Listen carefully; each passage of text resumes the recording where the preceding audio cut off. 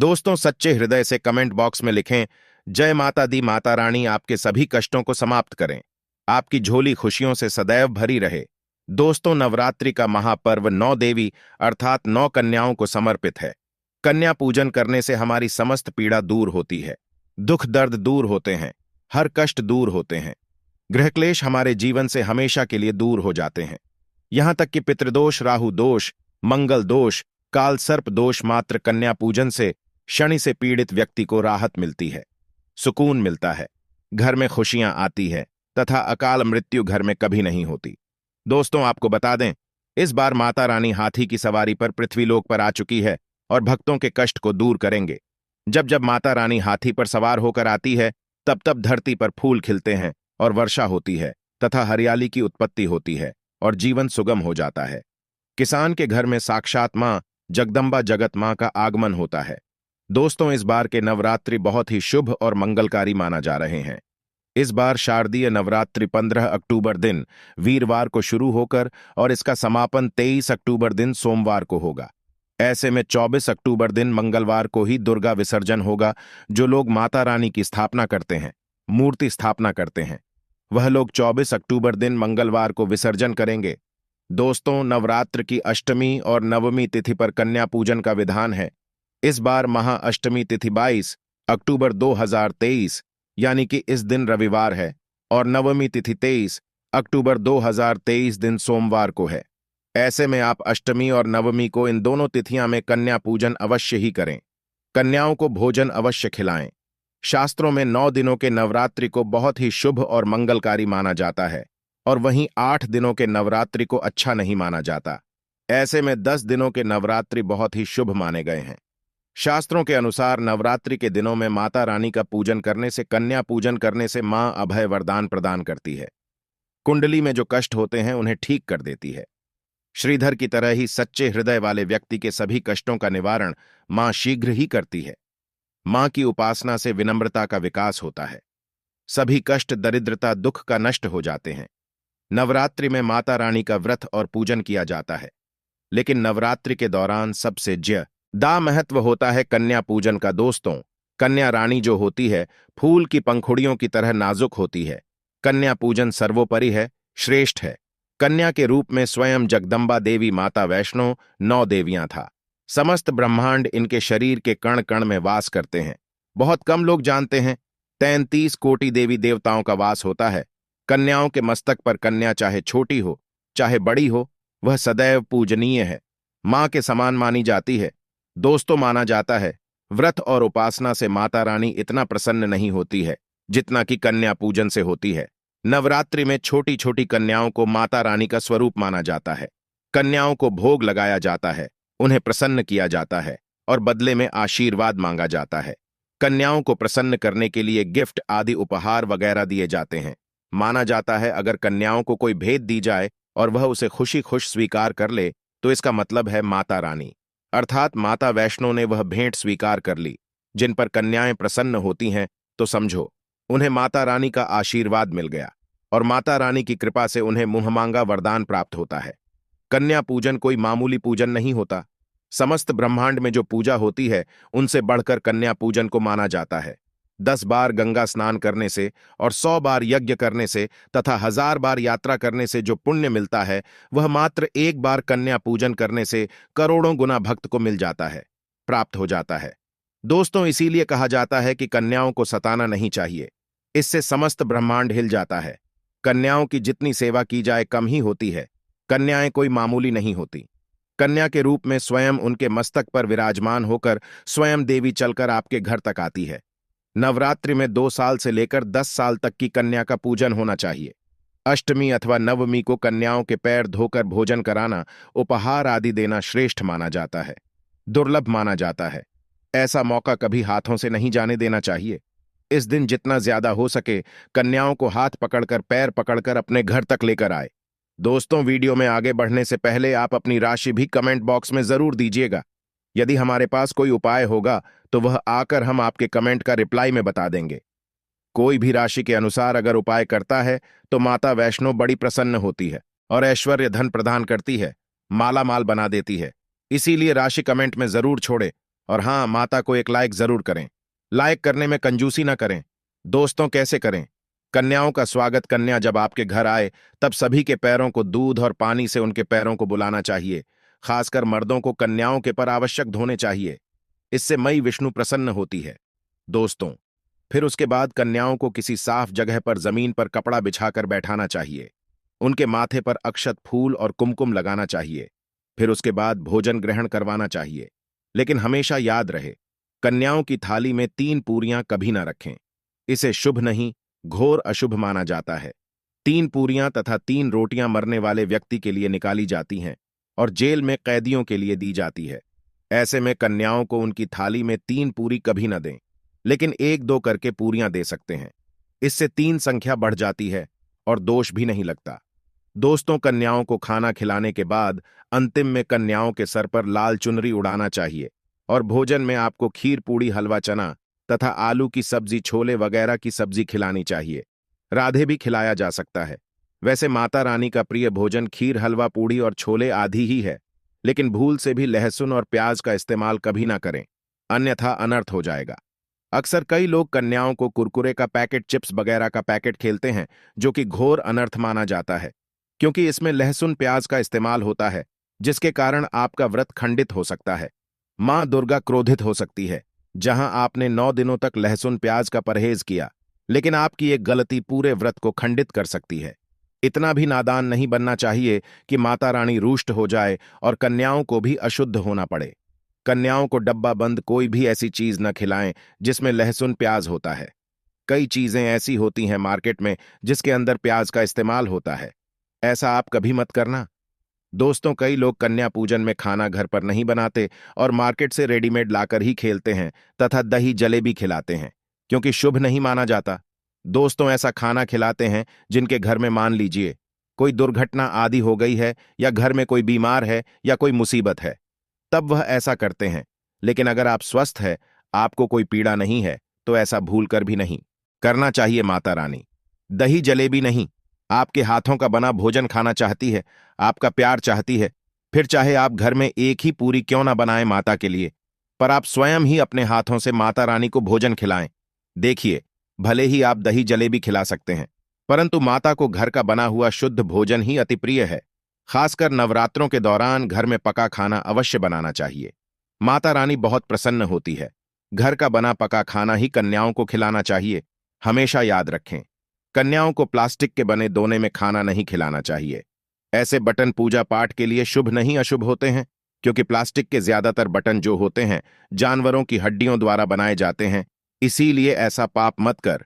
न कन्याओं को हमेशा स्टील के बर्तन या पत्तों से बने बर्तनों में ही भोजन कराना चाहिए। बहुत ही शुभ माना गया है। अगर पेड़ के पत्ते में भोजन कराते हैं तो माता अभय वरदान प्रदान करती है।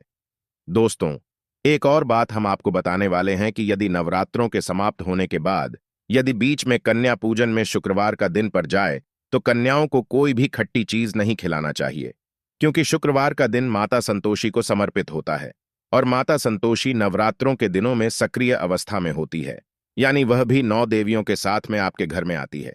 इसीलिए कन्याओं को भूल कर भी शुक्रवार का दिन अगर पड़ जाए तो खट्टी चीज घर में नहीं बनाना चाहिए और कन्याओं को भी खट्टी चीज नहीं खिलाना चाहिए। घोर पाप लगेगा। आपका किया कराया सब बर्बाद हो सकता है।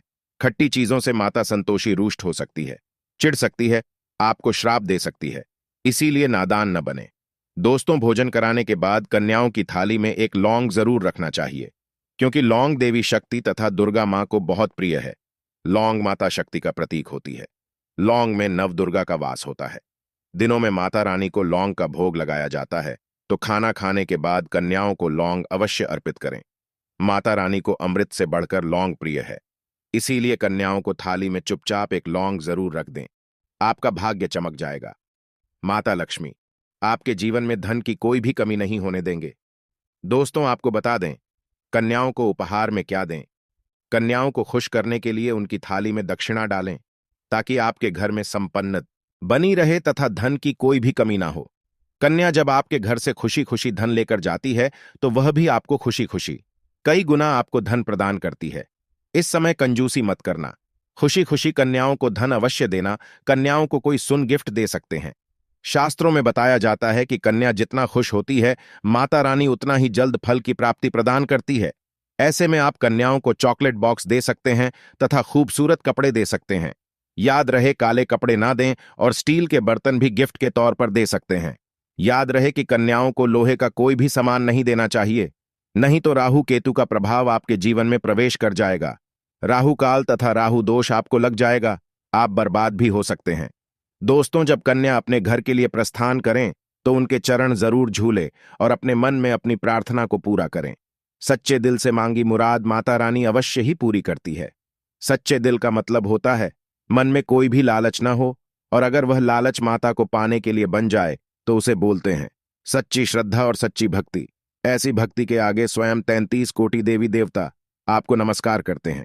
दोस्तों, नवरात्रों के दिनों में अगर मिल जाए आपको यह संकेत, तो समझो मां दुर्गा आपके घर में आ चुकी है। ये संकेत बताते हैं मां दुर्गा का आशीर्वाद आपको प्राप्त होने वाला है। तो आइए शुरू करते हैं। दोस्तों, पहला संकेत, जब आप कलश स्थापना करते हैं तो उसे निकली हरियाली बहुत ही शुभ मानी गई है। कहा जाता है कि इसे निकली हरियाली हमारे भविष्य में होने वाले अच्छे और बुरे होने का संकेत देती है। ये सभी बातें हमारे आने वाले साल का भविष्य बताती है। यदि आपने जॉब हुए है और वो किसी कारणवश नहीं हो पाए हैं तो यह संकेत बड़ा ही मनहूस माना क्या है। कहा जाता है कि नवरात्रों में जो अगर सूख जाते हैं या बढ़ते नहीं हैं तो आपको समझ लेना चाहिए कि यह साल आपका खराब होने वाला है तथा घर में कोई बीमारी आने वाली है, या दिन दुगनी रात चौगुनी आपकी कम होने वाली है या घटने वाली है। दोस्तों, यह धन हानि का संकेत माना गया है, क्योंकि आपने कोई ना कोई गलती ऐसी कर दी होगी जिसके कारण माता रानी नाराज हो गई है। इसीलिए माता से आप क्षमा अवश्य मांग लें। मां अपने भक्तों को अवश्य माफ करती है। एक मां ही होती है जो अपने बेटे को, अपने लाल को हर गलती पर माफ करती है। लेकिन ऐसा बेटा किस काम का जो मां से माफी मांगे। इसीलिए माता रानी से अपनी गलती की माफी अवश्य मांग लें। मैया वैष्णो अपने भक्तों को कभी निराश नहीं करती, बल्कि उन्हें धन धान्य से और खुशियों से परिपूर्ण बना देती है। और दोस्तों, यदि जो हरे भरे हो जाते हैं तो यह शुभ संकेत होता है। इससे आने वाले समय में आपको बहुत ज्यादा ही धन लाभ होगा। माना जाता है कि 1 रुपये का सिक्का, चांदी का कोई भी सिक्का जौ के बीचों बीच में अगर मिट्टी में दब दिया जाए तो घर में सुख समृद्धि आती है। माता लक्ष्मी दौड़ी दौड़ी चली आती है। जो के अंदर हमेशा 1 रुपये का सिक्का अवश्य डालना चाहिए। जो को खाली नहीं रखना चाहिए, उसमें धन वगैरह अवश्य डालना चाहिए। इससे माता का आशीर्वाद सदैव परिवार पर बना रहता है और जीवन में कोई भी संकट नहीं आता। खाली मतलब धन भी खाली, खुशियां भी खाली ही मिले। दोस्तों, नंबर 2, यदि आपकी नींद नवरात्रों के दौरान सुबह 4 बजे के आसपास खुलती है तो इसे बड़ा ही शुभ संकेत माना जाता है, क्योंकि यह समय ब्रह्म मुहूर्त कहलाता है। इस समय देवी शक्ति अपने सच्चे भक्तों को ही जागती है। इस समय उठाना मतलब माता की कृपा प्राप्त करने के बराबर माना गया है। यह संकेत बताते हैं कि माता की सच्ची भक्ति का प्रभाव आपके ऊपर हो चुका है और माता रानी आपको जल्दी ही कोई खुशखबरी देने वाली है। आपकी सच्ची भक्ति से बहुत खुश है। दोस्तों, नंबर 3, यदि नवरात्रि में आपका मन प्रसन्न होने लगे, पूजा पाठ में आपका मन लगने लगे। पूजा करते समय मन का शांत होना यह दर्शाता है कि आपको बहुत जल्द मां की कृपा प्राप्त होने वाली है। माता रानी आपकी भक्ति से बहुत खुश है। आपकी भक्ति माता रानी को आनंद दे रही है। ऐसे व्यक्ति को समझ जाना चाहिए कि उसके जीवन में आप अच्छा समय आने वाला है। दोस्तों, नंबर 4, नवरात्रों के दौरान अगर मां के गले से फूल गिर जाए तथा जौ के हरे भरे पत्ते अगर बिन हवा के हिल जाए तो इसे अति उत्तम माना गया है। यह संकेत बताता है कि माता रानी का आगमन आपके घर में अस्थायी रूप से हो चुका है। आपको माता लक्ष्मी की कृपा प्राप्त होने वाली है। यह संकेत कुछ खास लोगों को ही दिखाई देते हैं। माना जाता है कि पूजा करते समय अगर धुआं अधिक बढ़ जाए तो इससे यह पता चलता है कि आपके घर से गरीबी हमेशा हमेशा के लिए जाने वाली है। भूत प्रेत आत्माएं अब आपके घर से हमेशा के लिए जाने वाले हैं। पूजा करते समय धुएं का अधिक होना बहुत ही शुभ और मंगल का माना गया है। यह संकेत भविष्य में अच्छे परिणाम को दर्शाते हैं।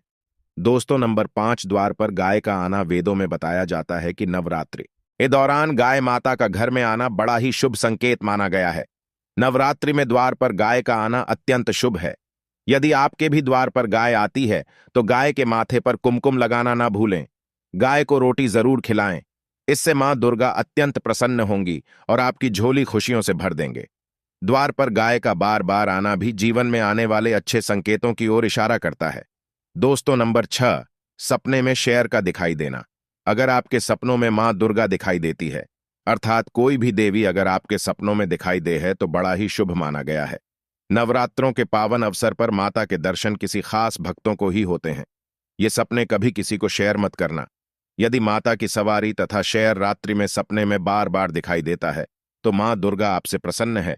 ये संकेत बताते हैं कि जल्द ही आपकी कोई मनोकामना अवश्य पूर्ण होगी और आपके शत्रुओं का नाश हो जाएगा। शत्रु आपके नाम से ही थरथर कांपने लगेगा। मां दुर्गा का वाहन शेर है, इसीलिए नवरात्रि में शेर का दिखाई देना अत्यंत शुभ संकेत होता है। दोस्तों, नंबर 7, यदि कोई छोटी कन्या आपको सुबह सुबह लाल वस्त्र धारण किए हुए दिखाई देती है, तो आपने साक्षात मां दुर्गा के दर्शन किए हैं। यदि नवरात्रों में सबसे पहले आपके घर में कन्याओं का आगमन हो जाए, तो समझो आपको दुनिया की कोई भी शक्ति, ब्रह्मांड की कोई भी शक्ति आपको करोड़पति होने से नहीं रोक सकती है। आपके जीवन में आपके घर में माता लक्ष्मी का आगमन होने वाला है। आप दिन दुगनी रात चौगुनी तरक्की करेंगे। अब आप खुशियां मनाई हैं और मिठाइयां बांटी। ऐसे में कन्याओं को भरपूर तरीके से खुश रखें और उनका आगमन दूध से चरण धुलाकर करें। कोई भी कंजूसी न करें। दोस्तों, माता रानी आपको यह संकेत दे रही है कि अब आपका बुरा समय समाप्त हो चुका है। अब जीवन में सुख समृद्धि के द्वार खुल जाएंगे। दोस्तों, नंबर 8, घर पर उल्लू का आना। यदि मां लक्ष्मी का वाहन उल्लू नवरात्रि में आपके घर पर आकर बैठ जाए, तो यह भी शुभ संकेत है। इसका अर्थ है कि मां लक्ष्मी का आपके घर में प्रवेश हो चुका है और आपकी आर्थिक स्थिति और मजबूत होगी। लेकिन याद रहे, उल्लू नवरात्रि और दीपावली पर आना ही शुभ माना जाता है। दोस्तों, नंबर 9, यदि ब्रह्म मुहूर्त के समय यानी सुबह के 4 बजे के आसपास घंटियों की आवाज सुनाई दी जाए या शंख की आवाज सुनाई दे जाए तथा कोई भजन सुनाई दे जाए, तो बड़ा ही शुभ संकेत माना गया है। इससे यह पता चलत है कि माता रानी आपके भक्त से बहुत प्रसन्न है और आपके जीवन में सभी नकारात्मकता का नाश होने वाला है तथा माता लक्ष्मी की कृपा आपको प्राप्त होने वाली है। दोस्तों, नवरात्रों के दौरान घर में काली चींटियों का दिखाना, लंबी लंबी लाइन बनाकर मुंह में खाना ले जाते हुए चींटियों को देखना अच्छा संकेत माना गया है। और यदि मंदिर में पूजा करते समय कोई छिपकली आदि दिखाई दे जाए, आए या मंदिर के स्थान की ओर छिपकली चली जाए, तो बड़ा ही शुभ संकेत माना गया है। इससे यह पता चलता है कि आपको माता लक्ष्मी की कृपा प्राप्त होने वाली है। मां का आशीर्वाद आपको मिलने वाला है। नवरात्रों के दौरान मंदिर में छिपकली का देखना बहुत ही शुभ संकेत माना गया है। आपकी भक्ति का फल आपको शीघ्र ही मिलने वाला है, क्योंकि छिपकली को माता लक्ष्मी का प्रतीक माना गया है।